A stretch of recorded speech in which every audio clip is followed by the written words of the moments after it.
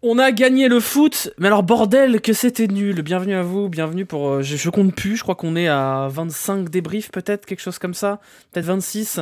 Bienvenue à vous pour ce débrief de la victoire pour une fois, de l'Olympique Lyonnais contre le SCO d'Angers 3-1, un score franchement flatteur compte tenu du contenu. C'était peut-être, en tout cas en première mi-temps, l'une des premières mi-temps les plus atroces que l'on ait vu de la part de l'Olympique Lyonnais sur le passé récent, hein, tout du moins. C'était horrible, honnêtement, c'était un match dégueulasse à suivre. On s'en sort avec un 3-1, et quand on regardera ce score dans, je sais pas, 2-3 mois, on oubliera peut-être à quel point ce match était à chier, complet, mais on essayera de pas oublier à quel point c'était laborieux et à quel point on a souffert en ce beau samedi, de Het Newsblad, ce beau samedi de derby madrilène, un samedi qui amorce le retour des beaux jours, bah pas le retour du beau football à Lyon, puisqu'on s'est encore fait chier comme des rats morts. Voilà, 3-1, on va commencer un peu par un peu de positif, c'est bien. Lille avait gagné hier contre Brest, donc l'OL reste à 6 points de Lille et peut continuer à rêver d'éventuellement aller chercher une place qualificative pour la Coupe d'Europe, mais Dieu que ce sera dur, compte tenu du contenu qu'on a vu aujourd'hui qui était à se torpiller le fion avec une saucisse. On va regarder les stats tout de suite pour que vous puissiez voir, ceux qui n'ont pas forcément vu le match, l'étendue des dégâts. Je vous rappelle que l'Olympique Lyonnais jouait contre Angers. Angers, 20e de Ligue 1, 10 points, 50 buts encaissés en 25 matchs, maintenant 53. Et je vous rappelle que Angers n'a pas gagné depuis septembre, hein, quand même. Angers n'a pas gagné depuis septembre. L'Olympique Lyonnais qui a été dominé dans la globalité de ce match par le SCO d'Angers, puisque l'OL voilà, faut arrêter d'entretenir l'espoir. L'OL a été dominé dans l'absolu par cette équipe de Angers qui a tiré davantage de fois au but. Alors certes, 2 tirs cadrés. Il faut quand même se recontextualiser tout ça et garder en tête que... on veut les stats avant la 60e, voilà. Que l'Olympique Lyonnais a attendu la 37e minute pour avoir un tir cadré contre Angers, mais c'était un but de Thiago Mendes sur coup franc, comme quoi tout arrive. Et il a fallu attendre le deuxième but, tout simplement, pour avoir un deuxième tir cadré dans ce match. À partir de 2-0, ça a été un petit peu plus facile, puisque Angers s'est livré, et donc les stats se sont rééquilibrés. Mais ne nous leurrons pas, l'Olympique Lyonnais n'a pas mérité cette victoire dans l'absolu. Le match nul aurait été plus que logique. Donc il faudra bien garder ça en tête dans l'analyse de ce match-là, puisque 3-1, c'est un bon résultat face à Angers. C'est un résultat nécessaire, mais ce n'est pas un bon match, et il faudra, malgré la satisfaction qu'on peut tirer de ce résultat, ne pas oublier qu'on a eu quand même très très envie de mourir pendant la globalité de ce match-là. Voilà pour le constat de base. Je vous rappelle les buts. Les buts se sont été inscrits par Thiago Mendes, Amin Sarr et Bradley Barcola. Un but de Thiago Mendes sur coup franc, un coup franc à 25 mètres, enroulé autour du mur, très très mal placé le mur. Alors, disons, on va pas dire que le coup franc de Thiago Mendes est pas beau, parce qu'il est très bien tiré, mais on va dire quand même que Thiago Mendes est fortement aidé par Paul Bernardoni, qui a pas fait tous les efforts nécessaires pour que ce but ne soit pas encaissé. Derrière, c'est Amin Sarr qui a marqué le but du 2-0 grâce à une touche balancée sur Cacré qui signe sa 5e passe décisive de la saison. Rappelez-vous, on critiquait son incapacité à stater, et bah Cacré, on est à 5 passes D. Jusqu'ici, il n'en avait que 2 au total, avec l'Olympique Lyonnais, jusqu'au début de la saison, de cette saison. Donc voilà, une nouvelle passe décisive pour Maxence Cacré, et un but pour Amin Sarr, un très beau but, un but avec une très très belle finition, centre en retrait de Maxence Cacré, qui est très bien repris par Amin Sarr. On a eu ensuite une Olympique Lyonnade, je sais pas comment on va appeler ça, une Olympique Lyonnade, c'est pas mal, c'est-à-dire que l'Olympique Lyonnais menait 2-0 et se dirigeait tranquillement vers une victoire sereine victoire finalement plutôt hold-up, mais ça va, et puis il y a eu ça. Et puis il y a eu ce truc-là. Il y a eu cette passe en retrait de Dejan Lovren, complètement ratée, qui a valu au consultant Prime de faire un gros oh et but. But pour Angers. Et là, on s'est dit peut-être que l'Olympique Lyonnais va se chier dessus. Il restait à ce moment-là 5 minutes de jeu. Et finalement, non, puisque c'est sur un petit coup du sort que Bradley Barcola a inscrit le 3e but grâce à une passe déviée et une belle finition de Bradley Barcola qui avait fait un match plutôt discret jusqu'ici. Donc voilà, 3-1. On va noter la belle participation au jeu d'Amin Sarr, puisque Amin Sarr, qui est entré en jeu à la place de Dembélé, une nouvelle fois transparent, s'en sort avec un but et une passe D. Et surtout, on va noter l'entrée de Mohamed El Arouche, j'allais dire Miguel El Arouche, l'entrée de Mohamed El Arouche, qui a joué 5 minutes, et qui en 5 minutes a réussi à faire une récupération de balle, une belle offensive, et ça aurait même pu terminer sur un but. Donc voilà, il y a des belles promesses qui ont été... si on veut se concentrer sur le positif, on parlera d'Amin Sarr et on parlera de Mohamed El Arouche, l'avènement tant attendu de Mohamed El Arouche qui a enfin eu droit, après pratiquement 8 mois, à avoir quelques minutes de temps de jeu. On sera très curieux de voir la suite pour Mohamed El Arouche parce qu'on a vu sur la prise de balle, avec les cheveux au vent, il a du flow, Mohamed El Arouche quand même, qu'il y avait quand même quelque chose à faire avec ce petit gars. On va parler tout de suite, vous connaissez un peu la chanson, on va débriefer ce match dans sa globalité, parler un petit peu du constat de base, de la vacuité un petit peu du jeu de l'Olympique Lyonnais, de la compo de base qui était très clairement probablement pas la bonne du côté de Laurent Blanc, et surtout on va parler de ce milieu de terrain, parce que ce milieu de terrain il est d'une tristesse rare, et l'entrée de Mohamed El Arouche peut-être rebattre quelques cartes dans l'animation de ce milieu de terrain. El Arouche et sa coupe de Daniel Guichard, jamais... Moi, vous me verrez critiquer la coupe de cheveux de quelqu'un, puisque j'ai les cheveux trop longs. Voilà. Mohamed El Arouche devrait avoir 45 minutes en Coupe de France. On verra. Merci Brodous pour l'abonnement. Merci beaucoup. Mais voilà, on sera très curieux en tout cas de voir la suite pour Mohamed El Arouche. Qu'est-ce que j'ai noté sur mon petit carnet? J'ai noté des trucs. J'ai noté des trucs. Notamment ici, vous pouvez lire, il y a marqué compo imbitable. Parce que c'est vrai que la compo était scandaleuse. Enfin, ce milieu de terrain... Enfin, déjà, il y a un truc qui m'échappe, parce qu'on va revenir un peu en arrière. On va reprendre le match de son début, on va oublier qu'il y a eu 3-1. Et on va quand même se rendre compte que Laurent Blanc a aligné sur ce terrain Ryan Cherki sur l'aile gauche, Bradley Barcola sur l'aile droite, en piston droit, et Maxence Cacré en numéro 10. Alors j'ai du mal vraiment à comprendre la logique derrière ça. Je comprends pas cette compo. On parle même pas du milieu Thiago Mendes, Johan Le Penant, et Thiago Mendes, on va en parler parce que je vais pas, parce qu'on va pas parler de Twitter, sinon j'ai pas envie de faire comme Daniel Riolo. Mais j'ai eu des gens sur Twitter qui m'ont balancé des insultes au moment où du but de Thiago Mendes, parce que j'ai dit que c'était une escroquerie cette équipe. Et c'est vrai, je suis désolé les gars, mais quand Thiago Mendes marque le coup franc, c'est le premier tir cadré du match et l'OL n'a rien fait avant ça. Donc clairement, on est sur un hold-up monumental, un hold-up absolument scandaleux dans l'absolu. Mais j'ai vu des gens qui m'ont dit Thiago Mendes, il t'a bien fait fermer ta gueule. Il y a un mec qui m'a dit que j'étais un faux supporter. Mais à un moment donné, à la mi-temps de ce match, quand on rentre à la mi-temps, qu'il y a 1-0 pour l'OL, il y a un tir pour l'OL à la mi-temps. Si vous n'avez pas envie de crever à la mi-temps, si vous n'êtes pas dégoûté, si ce que vous avez vu, ça vous a pas donné envie de vous défenestrer, c'est que vous aimez pas l'OL en fait. C'est pas moi le faux supporter. S'il y a des gens, ils regardent ce match, ils voient le coup franc de Thiago Mendes, et ils se disent « Ouais, on va gagner !» Mais putain, mais voyez, j'espère que ces gens-là voient plus loin que le bout de leur nez quand même. Il y a des mecs qui m'ont dit, et ça on va en parler parce que je pense que le constat global de ce match il est là, et après on rentrera dans le détail, c'est que j'ai vu pas mal de mecs sur Twitter dire on s'en fout de la manière, c'est le résultat le plus important. Et en fait cette logique là, quand un entraîneur vient d'arriver et qu'il faut passer de la 14e à la 9e place pour être en sécurité, je l'entends. Le problème c'est que ce concept de le résultat est plus important que la manière, ça fait depuis novembre qu'il est en place. Ça fait depuis novembre, et ça fait depuis novembre que l'Olympique Lyonnais ne progresse pas. Alors pourquoi, moi je vous demande une question un peu métaphorique, pourquoi avoir des résultats? À quoi ça sert? À quoi ça sert de gagner des matchs sans la manière aujourd'hui dans la situation dans laquelle est l'Olympique Lyonnais? Puisque vous êtes à 6 points de Lille, et en termes de certitude dans le jeu, il y a des années-lumière de différence. Alors peut-être qu'on va battre Lille quand on va les jouer, parce que sur un match on sait jamais, mais je sais pas si parmi vous il y en a qui ont regardé Lille-Brest. Alors il y en a qui ont probablement beaucoup mieux à faire de leur vendredi soir, et je les respecte totalement, mais moi j'ai regardé Lille-Brest, parce que j'ai rien de mieux à faire de mon vendredi soir. Et en fait Brest a ouvert le score, et Lille a couru derrière le score pendant une bonne partie de la rencontre, mais ça se sentait que Lille allait gagner. Ça se sentait que Lille mettait le pied sur l'accélérateur, et avait une capacité à pousser un petit peu. Et moi je vous pose la question, quand on voit la différence de certitude en termes collectifs entre, par exemple, Lille et Lyon, puisque Lille est notre adversaire principal dans ce qu'on espère, je me dis, mais à quoi ça sert d'avoir des résultats? Parce que si c'est pour jouer comme des nuls, là, avoir des 3 points, des 3 points, des 3 points, et par miracle finir 5e, mais en construisant rien du tout, et en continuant à être nul, autant pas aller en Europe, les gars.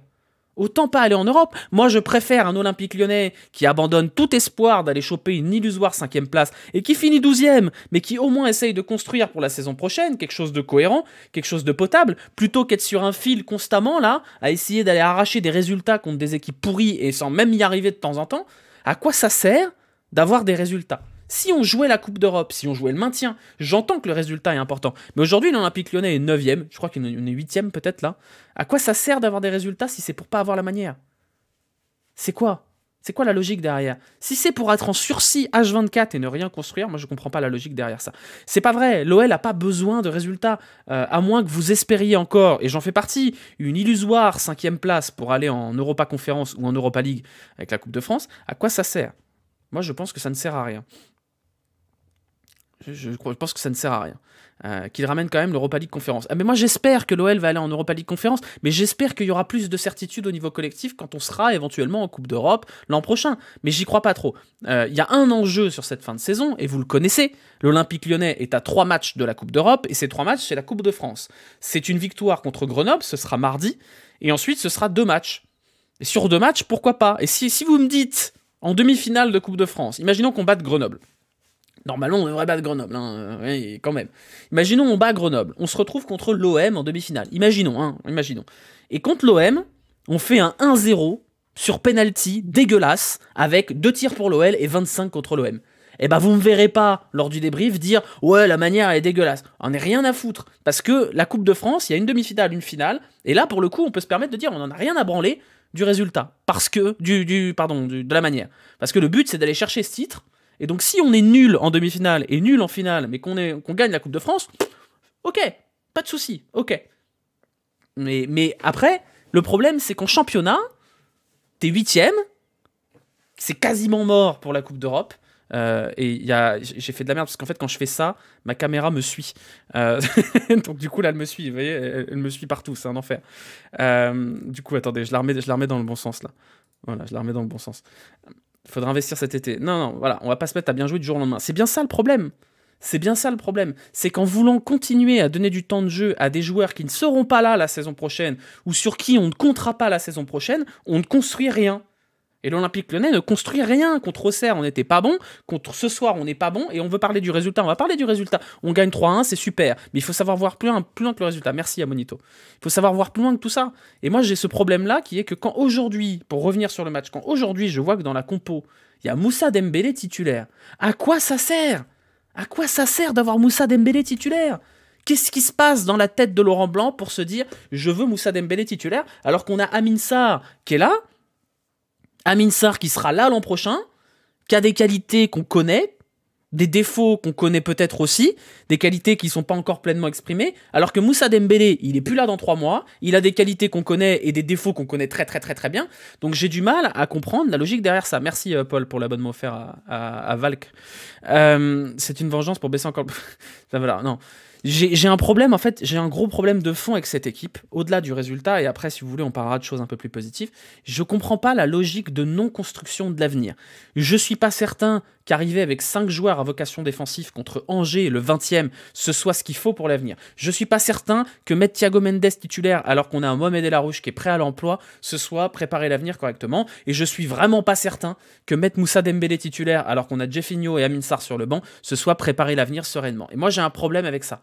J'ai un problème, parce qu'en vrai, maintenant, aujourd'hui, le résultat en championnat, moi, je m'en bats un peu les couilles, et je pense que vous aussi, parce que y a peut-être un miracle où on va finir 5e. Honnêtement, je nous le souhaite, parce que moi, j'ai envie de me marrer l'an prochain.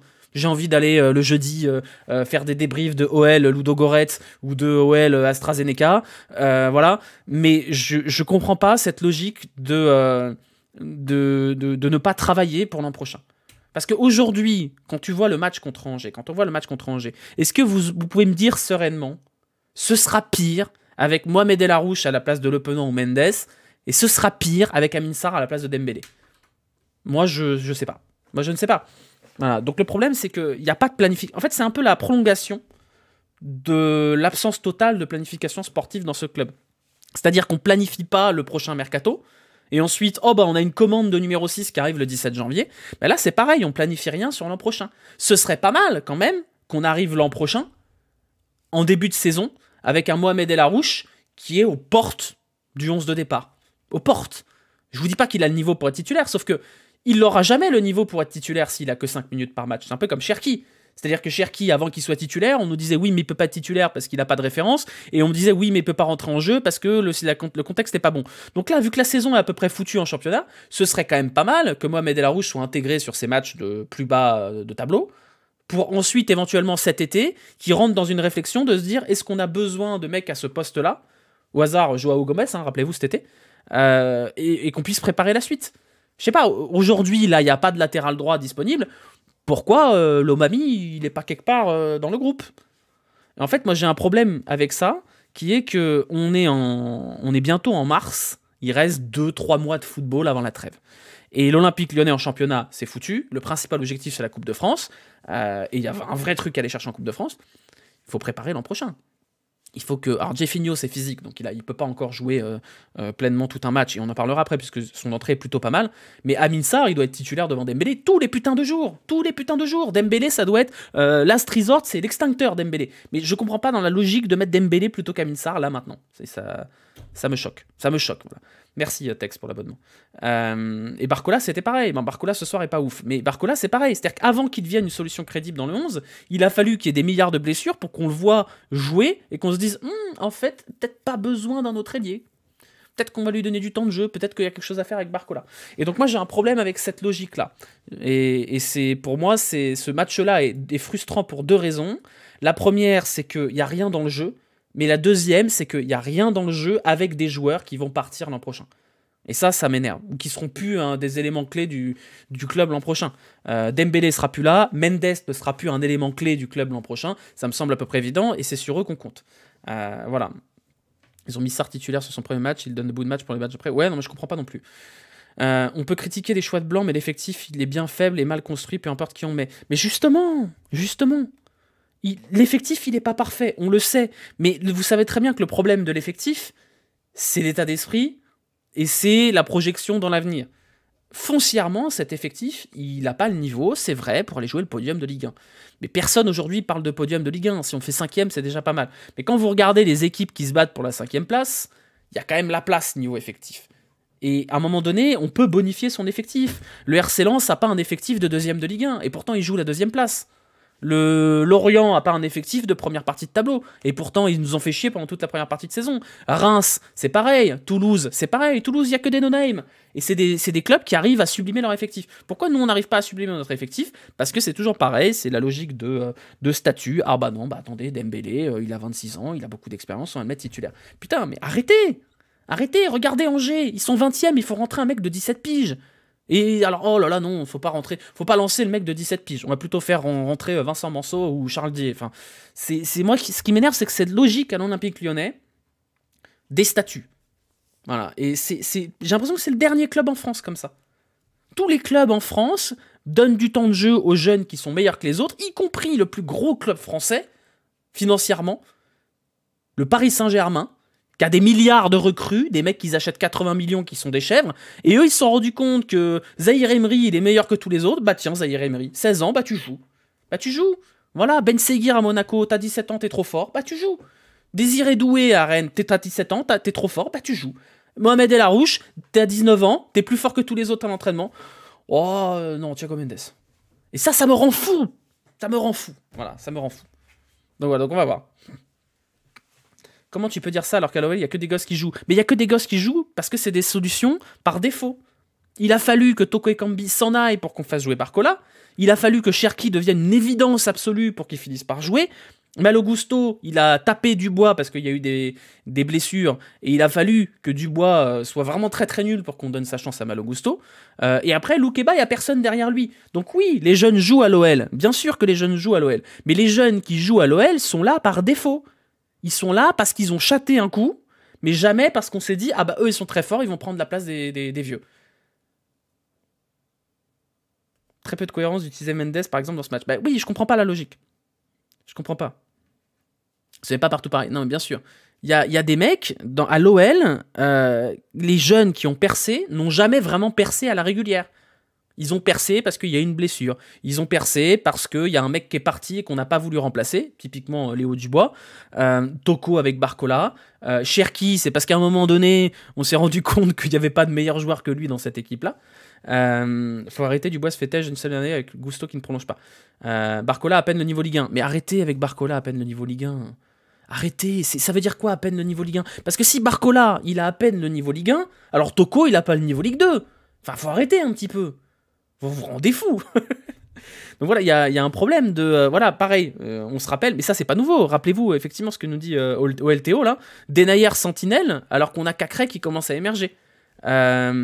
Touzard, c'est pareil. Touzard, il émerge dans le 11 de départ parce que Gonalon est suspendu pendant 4 matchs.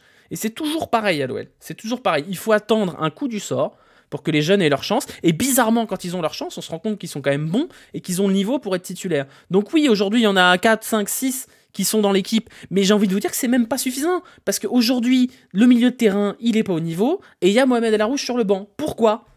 Et pourquoi on devrait dire, ah ben attendez, il y a déjà assez de jeunes, on va pas mettre Mohamed El Arouche? Pourquoi Umtiti, je crois qu'il y a 4 blessés à ce moment-là. Oui, non, voilà. Si le SCO joue bien les 2 contre 1, c'est défaite. Non, mais voilà, on va repartir sur le match pour reparler déjà de cette première mi-temps. Parce que moi, j'aimerais qu'on oublie un peu la seconde période, qui a été moins dégueulasse. On va pas dire bonne, hein, elle était moins dégueulasse. Et qu'on parle de la première mi-temps. Parce que la première mi-temps de l'Olympique Lyonnais, c'est, je pense, et Vincent Duluc l'a dit, et c'est rare que je sois d'accord avec Vincent Duluc. Vincent Duluc a été un petit peu dans l'abus. Il a dit, je crois que c'est la pire première mi-temps de l'OL au XXIe siècle. Et quand on y réfléchit bien, est-ce qu'on peut vraiment lui donner tort? Parce que c'était, mais horrible. Horrible, c'était nul. C'était nul. Et encore une fois, si à la fin de cette première période, vous avez votre télé, là, il y a l'arbitre qui siffle à mi-temps, et vous n'êtes pas dégoûté, et vous en avez pas marre de ce club, et vous vous dites que vous perdez votre temps, mais vous n'êtes pas supporter. À ce moment-là, allez regarder Flash Résultat. C'est une horreur, cette première mi-temps. Elle est horrible. Il n'y a rien. Il n'y a aucun travail tactique, aucun travail à la relance. On se fait tournebouler par Angers, qui est 20ème et qui n'a pas gagné depuis septembre. Mais putain, mais ça rend fou. Revoyez-la, la première mi-temps, si vous avez envie de mourir. Si ce soir, vous avez du mal à dormir, remettez la première mi-temps de OL Angers. C'était une horreur. Une horreur. Et je vous jure, j'ai vu des mecs sur Twitter qui m'ont dit « Oh, non, t'arrêtes pas de critiquer le club. » Mais putain, mais bien sûr. Bien sûr que je pète un plomb, bien sûr. Bien sûr, putain, j'ai pas raté un seul match de l'OL cette saison. Pas un seul. Le seul que j'ai regardé d'un œil, c'était Auxerre. Putain, j'ai bien fait, quoi. Mais la première mi-temps de l'OL, vous savez, il faut l'enregistrer. Vous l'enregistrez, là, vous faites un fichier MP4, vous la mettez sur un cadre USB, et vous la mettez sous résine dans un musée pour que les extraterrestres, quand ils arriveront dans 2000 ans, ils puissent la regarder et se dire qu'on n'a pas mérité d'être l'extinction, quand même. Hein. Ou quand on aura dissous le club pour une raison X ou Y, on se rappellera que vaut mieux pas le ressusciter, quoi. C'était, mais abyssal. Abyssal. Il y a eu des séquences, et je vous l'ai mis sur Twitter, il y a eu une séquence, c'est une séquence anodine, mais c'est une séquence qui m'a donné envie de me défenestrer. À un moment donné, vous avez Dejan Lovren qui est presque à hauteur du rond central, balle au pied, et donc il y a un mur d'Angevin devant lui, et il attend. Et il attend Dejan Lovren, et puis il regarde à gauche, et à gauche il se passe rien. Puis il regarde à droite, et à droite il se passe rien, parce que Barcola il est marqué, et Diomandé attaque pas l'espace. Et devant lui, je vous jure, regardez cette séquence-là, je l'ai postée sur Twitter, prenez le timecode et allez regarder. Il y a Thiago Mendes, il bouge pas. Mais il bouge pas de un pas sur la séquence. Mais pas un pas. Vous avez Cacré qui essaye de faire des zigouigouis comme ça pour essayer de donner des solutions. Cherki qui était tout au bout, qui finit par redescendre pour essayer d'aider son pote. Et Le Penant et Mendes sont là. Puis ils regardent Lovren et ils disent vas-y, démerde-toi, connard. mais qu'est-ce qu'ils foutent à l'entraînement? Qu'est-ce qu'ils travaillent à l'entraînement? Qu'est-ce qu'ils font? Ça se travaille à l'entraînement. Bah, t'es Dejan Lovren, tu fixes, puis à droite, il y a Diomandé qui va attaquer un peu l'espace, et puis Thiago Mendes qui va redécrocher en numéro 6, un peu comme faisait Tolisso. Vous vous rappelez quand il y avait Tolisso qui était sur le terrain, qui venait descendre un peu en deuxième centrale à côté de Dejan Lovren, et vous avez des schémas de relance. Ça se travaille à l'entraînement. Je veux dire, je suis pas expert tactique. Je parlais pendant la première mi-temps avec Florent Tonuti, que vous connaissez normalement à force, qui est analyste tactique, et qui se foutait de ma gueule, qui me disait mais vous êtes à chier. Je dis ouais, complètement. Mendes pas si mauvais, mais non, alors Mendes, moi j'ai un problème avec Thiago Mendes, mais ça viendra après. Mais d'abord pour parler de ça, moi le travail à la relance face à cette équipe de Angers, c'est quand même incroyable de pas réussir à trouver la solution, quoi. Surtout à 5 derrière. Normalement, vous étirez le bloc, vous avez les latéraux qui montent, et puis ça se libère, quoi. Voilà, non, là, même passer le ballon à Diomandé, c'était trop dur, quoi.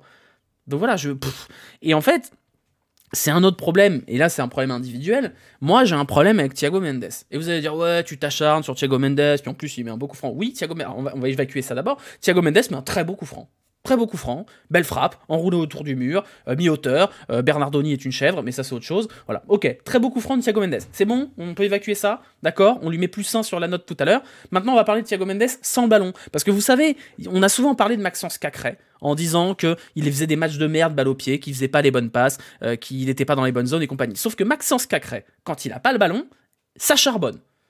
Ça charbonne, il y a de l'activité, et ça a toujours été un très bon joueur sans ballon. Mais alors Thiago Mendes, quand il a le ballon, c'est pas ouf, moyennement, c'est pas incroyable, mais ça fait le taf. Mais alors sans ballon, il branle rien. Il branle rien. J'ai pas les stats de récupération de Thiago Mendes, d'ailleurs, ils vont peut-être me contredire, mais putain, à la relance, c'est lui le premier maillon de la relance. Ça rend fou. Ça rend fou. Voilà, donc bref, Thiago Mendes, voilà, super, bravo pour le coup franc, mais il va falloir nous laisser tranquille, monsieur. Qu'est-ce que j'ai mis derrière? Privé de ballon par Angers, bah oui, hein, quand même, c'est un sacré exploit, hein, quand même, un sacré exploit de se retrouver privé de ballon par le SCO d'Angers. Alors, mais mon respect éternel à la ville de Angers, que j'aime beaucoup, et au club du SCO d'Angers, qui a rien fait de mal, mais, waouh, comme c'est nul, Angers. C'est giga nul, et on a réussi à faire un hold-up contre cette équipe. Parce que putain, la seconde période de Angers, je vous jure, le retour des vestiaires, Angers sont là, genre, coucou les copains, allez-y, venez, c'est portes ouvertes. On n'a même pas foutu de marquer à ce moment-là. Parce que putain, Angers, c'est faible, et on a galéré. Comme Ajaccio, rappelez-vous le match contre Ajaccio qu'on gagne 2-0. Vous vous souvenez du match contre Ajaccio? Où il y a 16 tirs pour Ajaccio et 8 pour Lyon. Et c'est un hold-up pareil. Et c'est giga faible en face aussi. Et c'est pas possible, quoi. C'est pas possible. Donc ouais, super, regardez, on a gagné 3-1, je suis pas content. Et vous êtes pas content. Et on va râler. Et après, il y a des gens, ils vont dire sur les commentaires YouTube, ouais, tu fais que râler, tu es jamais content, on a gagné, tu devrais être content. Bah ouais, je suis content parce qu'on a gagné, ouais. Je suis content parce qu'on a gagné 3 points, et donc on va continuer à pouvoir espérer éventuellement qu'il se passe des miracles, et que ces miracles-là nous emmènent en Coupe d'Europe l'an prochain. Mais c'est dur. C'est dur. Qu'est-ce que je voulais mettre? Alors à un moment donné, je vais vous montrer le carnet. C'était à la mi-temps. J'ai mis l'OL, c'est les restos du cœur. Je me suis dit, on a donné 3 points à Angers, on a donné 3 points à Auxerre, pardon. On va donner 3 points à Angers. Voilà, si vous êtes dans le besoin, on vous donne des putos. Mendes, 4 duels sur 11 remportés, 87 ballons touchés, 95% de passes réussies. Mais en fait, le problème de Mendes, c'est pas les passes réussies, c'est une fausse stat pour lui. C'est qu'il tente jamais des choses compliquées, parce qu'à chaque fois qu'il tente des choses compliquées, il se foire. On a cette faculté à relancer les gens. Il n'y a rien à espérer, prochain match à Lorient, on ne gagne pas. Ben, c'est un peu ça le problème. C'est-à-dire qu'à chaque fois qu'on a dit du bien de l'OL, il y a eu cette victoire contre Lens, qui était bien. Et d'ailleurs, on l'a dit. C'était bien la victoire contre Lens. Mais à chaque fois qu'on joue une bonne équipe, c'est compliqué quand même. Donc là, c'est pas compliqué, hein. Les prochains matchs, ça va être des révélateurs. Ça y est, on y est. On a eu cette séance, cet enchaînement d'équipes à peu près moyennes que l'OL a enchaîné avec Auxerre, avec Angers, avec Brest, avec Ajaccio, etc., etc. Ça y est, il y a le vif du sujet qui arrive. Il y aura Lorient, le dimanche 5 mars. Il y aura Lille, le 10 mars. Et derrière, on va enchaîner les grosses rencontres. Alors Nantes, ça va. Mais en gros, là, dans les 5 prochains matchs, vous avez Lorient, qui est quand même un concurrent à la 6e place. Lille et le PSG. Ah, bon courage à nous. Hein. Bon courage à nous. L'intensité, comme d'habitude, je l'ai marqué sur un petit carnet. Là. Vous voyez, il y a marqué l'intensité. Et il y a 4 petits points. Il n'y en a même pas 3, il y en a 4. Parce que putain, mais l'intensité de ce match. Mais on a ronflé. Faut vous rendre. Moi, je pense que le problème de fond, il est là. Le problème de fond, il est là. C'est cette capacité qu'a l'OL à jouer en ronflant, quoi. Ils sont sous Prozac, c'est pas possible. C'est dingue. Et cette intensité-là, moi, je vois les autres matchs de Ligue 1, parce que je les regarde pas tous, hein, mais je regarde beaucoup de matchs de Ligue 1. Je regarde Lille, je regarde Lorient, je regarde Rennes, je regarde Lens. Et il y a le truc qui saute aux yeux quand on regarde les autres matchs de Ligue 1, c'est que les autres matchs de Ligue 1, putain, ça court. Il y a de l'impact, il y a du rythme. Il y a même Lille-Brest hier, il y avait du rythme. Waouh, ça envoie, quoi. Et là, on joue, mais sous des déambulateurs, quoi. Quand on voit un match de l'OL aujourd'hui, qu'on voit le match contre Auxerre ou celui contre Angers, en fait, c'est un match de bas de tableau. C'est-à-dire, moi, j'ai l'impression de regarder, je sais pas, Brest-Ajaccio, quoi. Et encore, j'ai l'impression de regarder Strasbourg contre Troyes, quoi. Il y a une intensité et un niveau technique qui sont, mais, waouh, la vache. Le nombre de passes foireuses, des passes faciles, hein. Il y a un moment donné, je sais plus qui c'est, je crois que c'est Diomandé qui fait une passe vers Cacré. Et il y a le commentateur de Prime Video qui dit oh non, mais elle est extraordinaire cette perte de balle. Mais genre vraiment, il le dit avec presque un émerveillement, et 1, 2, 3, un émerveillement dans la voix. C'est extraordinaire, quoi. Et il y a une intensité, un niveau technique qui sont en dessous de tout. Et c'est pas grave si c'est 10, 15, même 20, même 25 minutes dans le match. Regardez l'OM quand ils font le match la semaine dernière. Merde, c'était contre Toulouse. Contre Toulouse, la première mi-temps de l'OM contre Toulouse la semaine dernière, au niveau technique, c'est catastrophique. Même au niveau de l'intensité, ils sont pas bons. Mais ils reviennent sur le terrain et là, ça envoie. Là ça envoie, et puis ils gagnent le match contre Toulouse qui fait un excellent match. Mais donc c'est pas grave d'avoir des espèces de trous d'air de 20-25 minutes, et c'est même pas grave de pas démarrer son match avant la demi-heure de jeu. Vous voyez ce que je veux dire? On a un premier tir cadré qui arrive à la 37e, moi je suis prêt à pardonner si le reste est potable. Mais le problème, c'est que c'est constant. C'est constant. Tous les matchs, on s'emmerde. Tous les matchs, il y a zéro intensité. Tous les matchs, il y a des horreurs au niveau tactique, mais au niveau technique, pardon. Des passes, des contrôles, mais putain, mais c'est pas possible, quoi. Ils sont joueurs de football pro, et puis même la plupart d'entre eux ont joué à un niveau plutôt élevé. Comment c'est possible? Comment c'est possible? Voilà. Et au niveau tactique, parce qu'on va terminer un peu là-dessus, je comprends pas ce que fait l'OL. Merci Verge bien molle. Merci Bortessino pour l'abonnement offert à Verge bien molle. Merci beaucoup. Mais voilà, aujourd'hui, on voit que quand vous n'avez pas la Casette, il y a un déficit technique et surtout un déficit tactique parce que vous n'avez plus le point d'appui qui permet de servir de relais à Ryan Cherki et il n'y a rien, il n'y a plus rien. Donc en fait, il y a quand même un problème de travail tactique, je pense, parce que cet OL, il est capable de jouer au foot que quand il balance des saucisses sur la Casette qui, par sa qualité de joueur supérieur, est capable d'en faire quelque chose.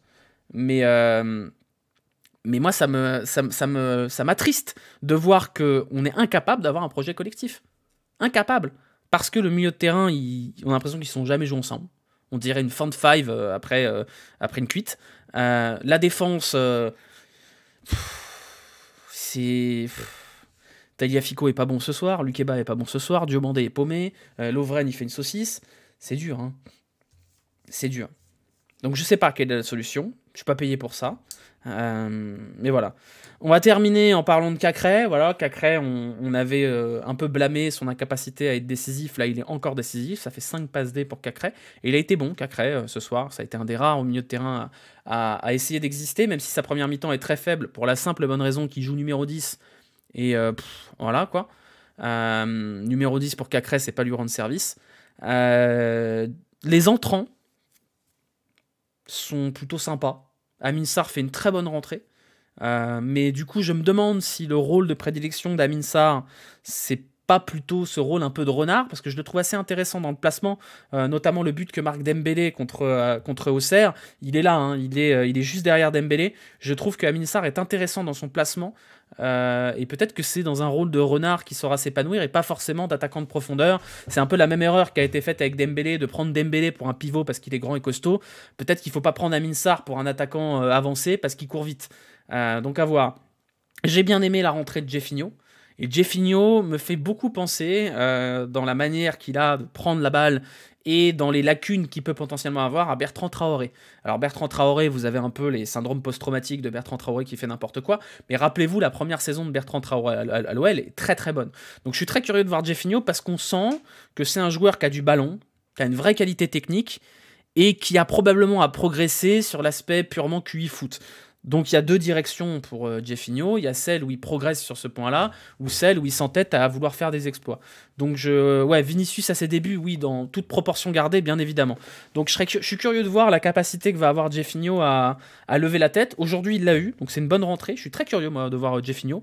Pas parce que c'est un giga crack, et je pense pas que ce soit un giga crack, mais parce que je pense que ce profil de joueur un peu technique, un peu virevoltant, peut beaucoup apporter à cette équipe-là. Donc on verra là-dessus. Qu'est-ce que j'ai noté? Ah oui, j'ai quand même noté les expected goals, il va falloir en parler les gars quand même. Je vais vous montrer là. Regardez. Non, bah non, bah du coup, ça marche pas. Des expected goals. À votre avis, si vous n'avez pas vu, combien d'expected goals pour Angers et combien d'expected goals pour Lyon? Alors, vous savez comment ça marche, les expected goals pour les profanes. C'est un modèle statistique qui calcule à peu près combien le score aurait dû être en fonction de tous les tirs, où ils ont été tirés, dans quelle situation, avec quel pied, etc., etc. Et ça vous donne un espèce de score théorique, scientifique, de combien il y aurait dû avoir. Ça permet de représenter à peu près la physionomie du match. Alors non, vous êtes très généreux. Angers est à 1,14. Donc Angers, c'est à peu près fair. Ils sont à 1,14 buts en expected goals. Donc ils méritent de marquer un but, même si le but est donné par Dejan Lovren. Et l'Olympique lyonnais marque 3 buts avec 0,39 XG. Et ça, je peux vous dire que c'est un putain d'exploit quand même. Hein. Parce que 3 buts avec 0,39, c'est sacrément costaud. 0,39.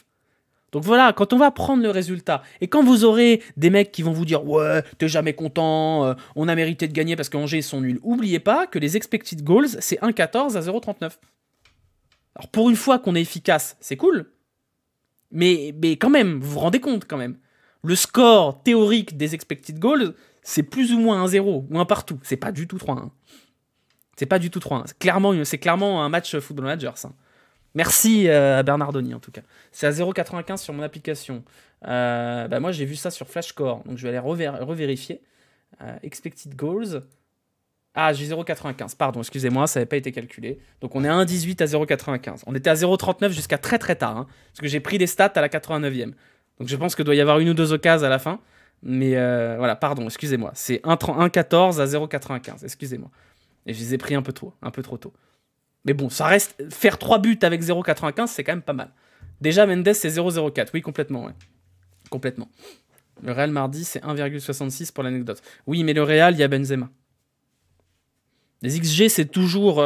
Pourquoi je vous dis ça? Parce que les expected goals, c'est toujours à tempérer par rapport à la qualité intrinsèque des attaquants.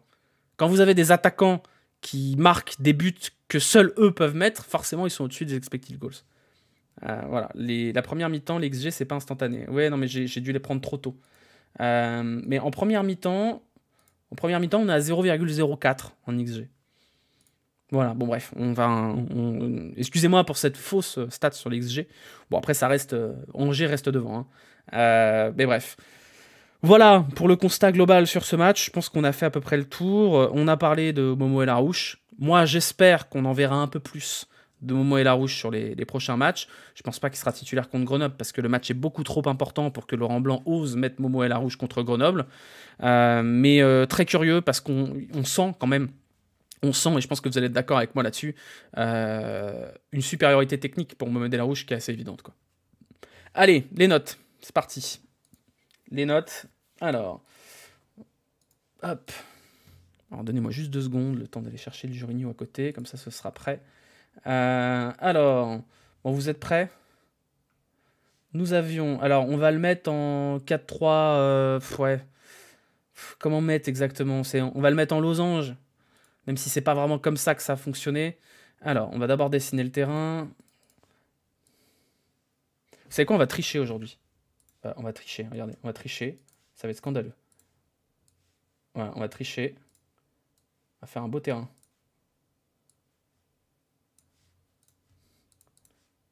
Alors, où sont les mécréants qui critiquaient mon terrain? Hein?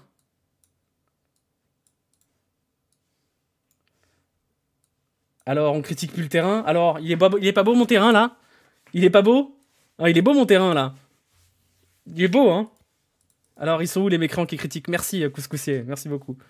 Les surfaces sont pas en face. C'est pas grave. Mais si, regarde, elles sont en face. Regarde, tu vois, regarde. C'est perpendiculaire. Bon, allez.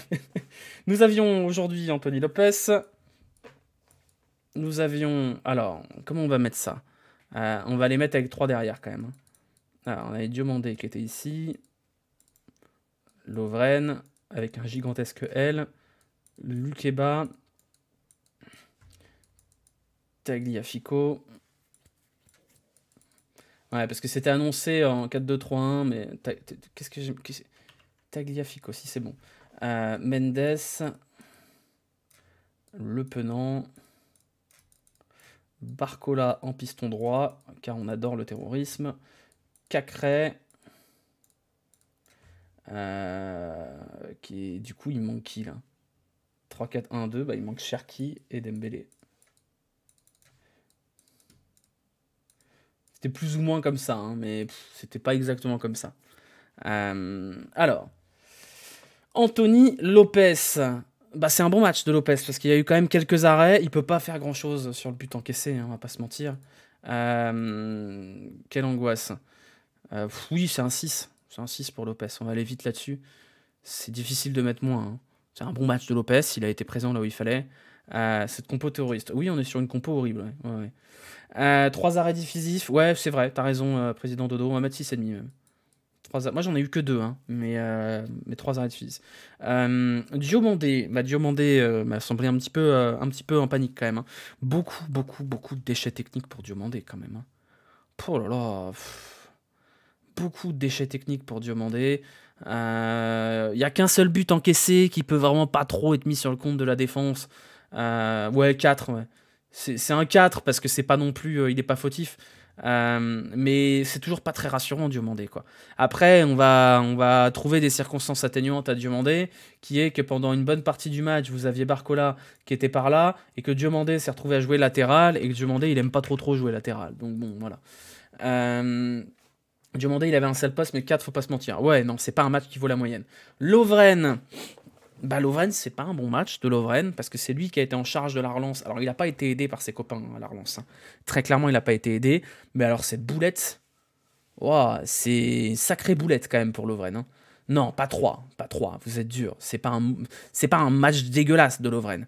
Mais, ouais, en fait, la passe, elle peut être quand même très préjudiciable si derrière ça enchaîne. On va mettre 4, parce que c'est un match qui vaut 5, on va lui mettre -1 pour la boulette. Ça reste le meilleur défenseur, parce que j'ai pas trouvé Lukeba très rassurant, honnêtement.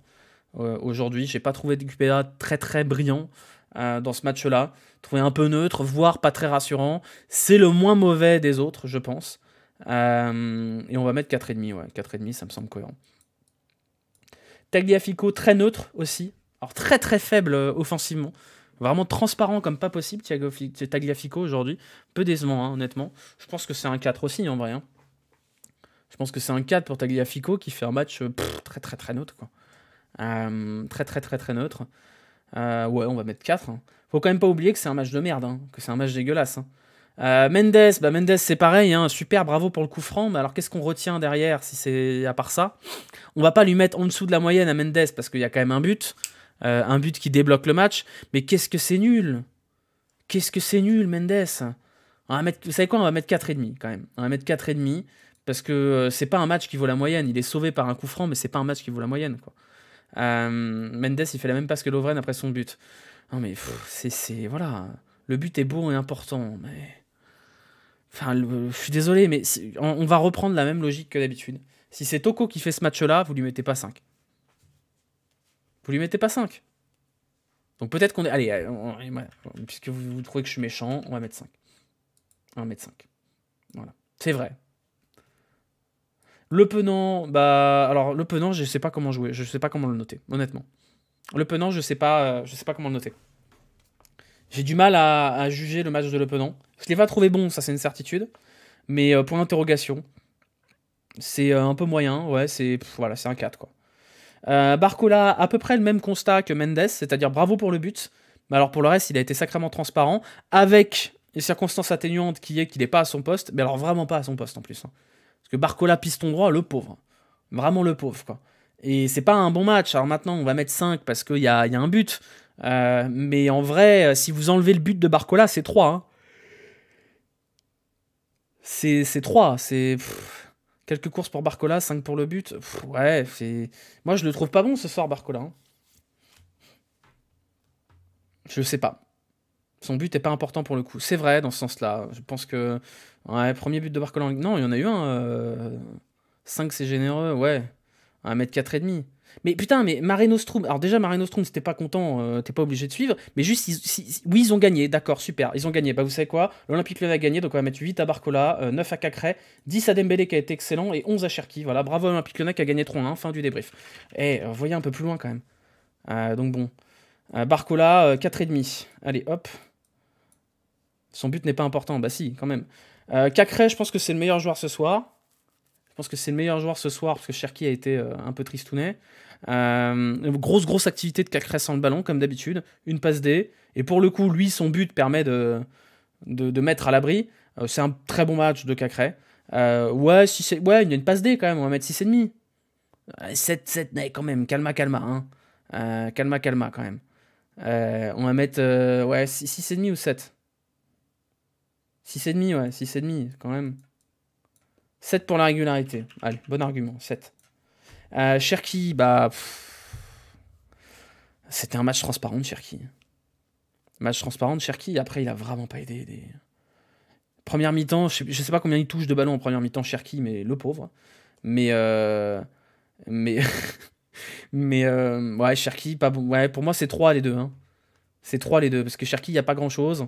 On va mettre 3,5 pour la volonté de faire des choses quand même cohérentes, Cherki. On sent quelque chose d'intéressant. Bon début de seconde. Dembélé, il n'y a rien, il n'y a pas grand-chose à en tirer. Maladresse terrible. Et Dembélé, ouais, il y a des pertes sur... Non, 3,5 c'est trop pour Cherki. Il perd tous ses duels, Cherki aujourd'hui, il est pas bon. C'est 3, et Dembélé, est-ce que vous avez en mémoire un seul truc positif qu'a fait Dembélé sur ce match-là? Moi non. Donc on va mettre 2. Pitié qu'on note la note de Mendes qui a été catastrophique. Alors j'ai envie de la baisser, la note de Mendes, Icefloat. Mais factuellement, il marque un but. Donc voilà, il marque un but. Et c'est quand même dur des notes pour un 3-1. Hein.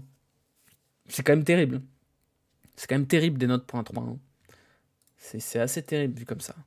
On va passer, si vous le voulez bien, au Jurigno. Je vais vous mettre le lien dans le chat. Merci la magre pour l'abonnement. Hop là. Et on va donc noter les principaux acteurs de ce match. Je vous rappelle la règle, on en prend 5, on note de -5 à +5. On essaye de noter les joueurs qui ont le plus pesé sur cette rencontre. Blanc, oui, Blanc, c'est encore un match dégueulasse. La note de Blanc, on va mettre 2,5. T'as pas noté les remplaçants. On note pas les remplaçants. On ne note le remplaçant que s'il joue au moins une mi-temps. Bon, ça me semble assez logique. Les 3 qui sont sélectionnés, là, c'est Cacré, Le Penant, Sarr. Ça semble assez évident. Sarr, pour son temps de jeu, on va mettre +4. On va mettre +3 Cacré, +3 à Lopez. Qui a été noté correctement? El Arouche. Bon, faut peut-être pas s'exciter non plus. Hein. On n'est pas sur l'entrée du siècle. On va mettre Dembélé et Cherki en flop. Je pense, ça me semble cohérent. Cherki en va mettre -3, Dembélé -4. Est-ce qu'on est cohérent si on note comme ça? Est-ce qu'on est cohérent? À qui on pourrait mettre des notes en plus de ça? Dembélé -4, oui. Lovren, en vrai, Lovren, je lui en veux pas forcément parce qu'il fait pas un match scandaleux à part sa boulette. Pourquoi noter Dembélé alors qu'il a pas fait 45 minutes et n'en a fait aucune? C'est une bonne remarque, Gilles Gamesh. 4 sur Sarr. En fait, Sarr, par rapport au temps de jeu qu'il a eu, je trouve qu'il mérite d'avoir un +4. Diomandé et Kata un peu quand même. Ouais, je sais pas. Je sais pas exactement. Ouais. +3. Sarr, c'est quand même un but, une passe D. Hein. Sur 30 minutes, c'est quand même pas mal. Mendes, non. Mendes. Lovren, c'est un match moyen pour plusieurs matchs pas bons. Pour plusieurs bons matchs, ouais, c'est vrai. On peut pas lui en vouloir à Lovren. Je suis d'accord. Mendes en flop. Mais vous êtes dur avec Mendes. Vous êtes dur avec Dembélé, il a pas joué, vous lui tombez quand même dessus. Ouais, non, je pense que c'est cohérent comme ça. Ça me semble cohérent. Peut-être -2 pour Cherki, parce qu'il y a des circonstances atténuantes. Mais voilà, ça me semble à peu près cohérent. Sarr, c'est très bon sur ce match, il s'implique pour le club. Non, ouais, si on doit terminer sur un truc, effectivement, je trouve l'entrée de Amin Sarr plutôt rassurante. On avait pas mal critiqué Amin Sarr il y a quelques semaines parce qu'il semblait maladroit et qu'on savait pas trop ce qu'on allait pouvoir en faire. Et moi, je lui reprochais, enfin pas à lui, mais je reprochais à ce recrutement-là de pas être un recrutement qui pouvait amener à l'instant T. Bon, je sais toujours pas où me placer, mais force est de constater qu'il a des qualités. Ça, c'est une évidence, il a des qualités. Est-ce qu'il en a suffisamment? Pour l'instant, on peut pas le dire. Est-ce qu'il a suffisamment de qualité pour être titulaire? Parce que c'est quand même Angers en face. Donc c'est difficile de tirer des conclusions définitives sur des matchs contre Angers ou Auxerre, mais je suis curieux de voir Amin Sarr peut-être titulaire contre Grenoble, ça me semblerait pas déconnant, compte tenu de la nullité de Moussa Dembélé depuis qu'il a pris la place de Lacazette à cause de sa blessure. On verra. Quand tu fais pas rentrer des morts vivants, c'est positif. Bah oui, méga surprise, quand les mecs que tu fais rentrer sont des mecs qui sont sur une bonne dynamique, il se passe des choses. Jeffinho, il s'est passé des choses. Amin Sarr, il s'est passé des choses. Et Mohamed El Arouche, il a eu 5 minutes de jeu, mais il s'est passé des choses. Donc peut-être que c'est ça le motif d'espoir de ce match, où il n'y en aura quand même pas eu beaucoup, c'est de se dire qu'il y a des mecs qui ont potentiellement quelque chose à apporter à cette équipe. Et je suis curieux, moi, de voir Amin Sarr, je suis curieux de voir Jeffinho, et je suis curieux de voir Mohamed El Arouche plus que 5 minutes sur le terrain. Lacasse sera de retour mardi. Je suis pas sûr qu'il soit titulaire, parce qu'il sera de retour de blessure, il sera peut-être sur le banc, mais peut-être. On va terminer ce débrief avec un petit sujet annexe, parce que je voulais vous en parler. J'hésitais à faire une vidéo dédiée là-dessus, je pense que je mettrai un extrait du débrief là-dessus. Je voulais vous montrer un truc qui m'a beaucoup choqué, qui m'a été envoyé, alors je vais le citer parce qu'il m'a envoyé ça par mail. Je reçois un mail hier de un mec qui s'appelle Thomas. Voilà, donc Thomas, si tu es dans le chat, je te salue. Qui me montre un truc assez extraordinaire qui s'appelle Fan for All. Alors je ne sais pas si vous connaissez Fan for All, moi je ne connaissais pas, et je tiens à vous montrer un truc que j'ai trouvé absolument grandiose. Alors attendez que je le retrouve incessamment sous peu, j'espère qu'ils l'ont pas retiré. Alors non, c'est pas là. Alors... Ah, ils l'ont enlevé. Attendez, ils l'ont enlevé. Vous voyez de quoi je veux parler. Laissez-moi 2 secondes et après je vous en parle. Et ils l'ont enlevé. Ah, c'est trop marrant. Ah, c'est trop marrant. La visioconférence, oui, c'est ça. C'est ça. Masculin pro, prochaine rencontre, académie, boutique, billetterie, autour du club. Non, ils l'ont enlevé. Alors, je vais vous montrer le compte Twitter. Donc, Thomas, ce fameux Thomas, m'envoie un mail hier en me montrant, oh, regarde, et il faut que t'en parles parce que c'est quand même super chaud ce qu'on vient de voir. Et donc, je vais vous montrer ce truc-là si jamais vous ne l'avez pas vu sur Twitter, pour ceux qui sont sur YouTube et compagnie. Voilà, c'est ça. Alors, hop, normalement, si je mets en média, ça devrait être bon. Alors là, vous voyez pas très bien. C'est un site qui s'appelle Fan for All. Donc ça ressemble à ça, Fan for All, qui propose des expériences autour du supporterisme. Et Fan for All propose un rendez-vous virtuel avec les joueurs de l'OL, le 9 mars, pour 95 €. Enfin, je sais pas si vous vous rendez compte de la dinguerie quand même.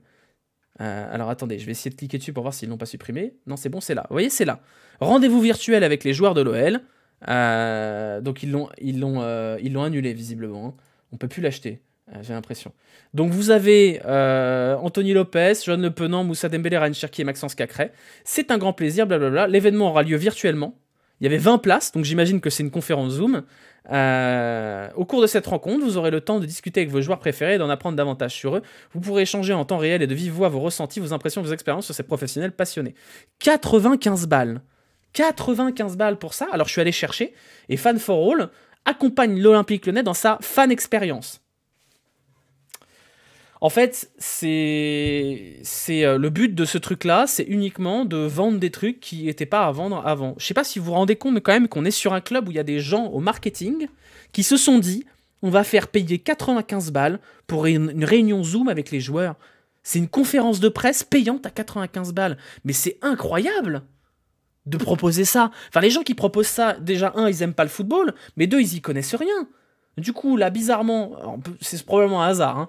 Là, on peut plus prendre de rendez-vous. Moi, je voulais y aller, honnêtement. Je voulais payer les 95 balles et voir ce que c'était de mes propres yeux. Mais vous vous rendez compte quand même? C'est-à-dire qu'il y a des gens au marketing de l'OL qui ont signé un partenariat avec cette boîte-là en se disant « Ouais, ça, c'est bien, ça. Ça, c'est bien. Puis on va faire payer des maillots dédicacés à 400 balles. Ça, c'est bien, ça. » C'est ouf. Je trouve ça ouf, vraiment. Je trouve ça dingue. Donc visiblement, comme d'habitude, puisqu'ils regardent bien les réseaux sociaux, ils ont dû passer un coup de fil aujourd'hui en disant « Oulala, faut nous virer ça, parce que c'est quand même un sacré hasard que ce soit plus disponible. » Mais c'est incroyable. Montpellier a fait la même. Mais c'est pareil, en fait, moi je m'en fous. On a vu David Barbel, hein, qui avait fustigé le fait que le PSG fasse payer les entraînements à 15 balles. Franchement, payer un entraînement, faut quand même être un sacré pigeon pour y aller. Mais alors payer 95 balles pour un call Discord avec des joueurs d'OL, au secours, quoi. Au secours. Interdit à Zach Nani ce truc. Donc je suis fasciné par ça. Je voulais terminer là-dessus. Ouais. On fera pas de point Ligue 1 puisqu'on est début de la journée de Ligue 1 et que vous savez très bien ce qu'il y a ce week-end, puisqu'il y a PSG-OM, enfin OM-PSG, pardon, demain soir. Le seul résultat probant, c'est Lille qui a gagné, donc l'Olympique Lyonnais est toujours à 6 points de Lille, avant d'aller affronter Lorient puis Lille. Voilà. C'était gratuit pour les abonnés, l'entraînement du PSG. Oui. Oui, oui. Mais voilà, non, je voulais terminer sur ce point marketing parce que je trouve ça extrêmement choquant et je pense que j'en ferai une vidéo dédiée de, je sais pas, 10 minutes pour parler de ça parce que je trouve ça absolument fabuleux, quoi. Peut-être les 20 places sont prises. Ah bah, peut-être, qui sait. Voilà, on va se quitter là, les gars, on va se quitter là. Je vous donnerai rendez-vous, du coup, mardi à 19h. Attention, horaire différent. On fera le live sponsor par HelloFresh, le fameux. On cuisinera du porc haché à la laotienne en pré-match. Donc ce sera un live pré-match. Ensuite, on ira regarder le match de notre côté. Et il y aura le débrief derrière, après, comme d'habitude. Voilà, donc il y aura un double live. Un live en pré-match, on parlera, je sais pas, des compos. On fera à bouffe en même temps. Ce sera marrant, un peu comme on avait fait il y a fort longtemps, pour ceux qui étaient là depuis le début. On avait fait de la soupe à l'oignon avant Lyon-Saint-Etienne. Et ensuite, on regardera le tacosico chacun de notre côté. Et il y aura le débrief, bien évidemment, sur les coups de 23h ou peut-être un peu plus tard si on va au tir au but. Je vous souhaite une bonne fin de soirée. Rendez-vous mardi. Merci à tous ceux qui prennent encore le temps d'aller lâcher des petits commentaires, des petits pouces sur YouTube. C'est super important et ça marche vraiment bien. Ça permet de référencer au mieux la vidéo. Donc merci à vous. Je vous vois, hein, c'est toujours les mêmes. Merci à ceux qui lâchent les commentaires, qui viennent mettre des petits trucs sur YouTube, qui mettent les pouces et tout. Ça fait très plaisir. La chaîne YouTube, elle monte. On est presque à 3005. Hier, j'ai reçu un paiement de 100 balles de Google. Voilà, merci beaucoup, beaucoup à vous. Et bah, à mardi. Voilà, à mardi, bisous, à bientôt. Et pour ceux qui sont arrivés sur le tard, il y aura la rediff sur YouTube d'ici 1 heure. Ciao, bisous.